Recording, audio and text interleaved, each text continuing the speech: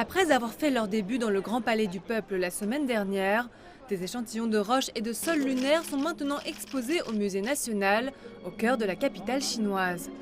Un récipient spécial en cristal artificiel a été construit pour contenir la roche et le sol lunaire. Le récipient a été conçu en s'inspirant de la forme de vase en bronze destiné au rituel datant de 3000 ans. Sa hauteur de 38,4 cm représente la distance de 384 400 km entre la Terre et la Lune. Sa largeur est de 22,9 cm, déterminée en fonction du nombre de jours qu'a nécessité la mission pour récupérer les échantillons. L'intérieur du conteneur est conçu avec des motifs de la Terre et de la Lune, ainsi qu'une carte de la Chine. Les échantillons lunaires sont placés dans une sphère située au centre. L'exposition est divisée en 4 parties: le plan d'exploration lunaire de la Chine, les réalisations des missions Chang'e, les échantillons lunaires et le développement futur de notre pays.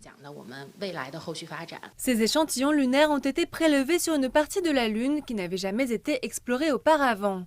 Ces échantillons pourraient aider les scientifiques à mieux comprendre les origines de la Lune et à jeter les bases d'autres missions plus complexes de collecte d'échantillons dans le futur, potentiellement sur d'autres planètes. La NASA a été d'un grand soutien.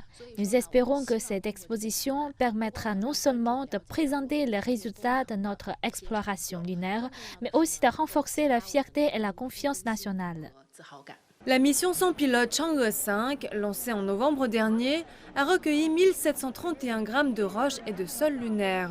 Ce sont les premiers échantillons au monde à être prélevés depuis les années 1970.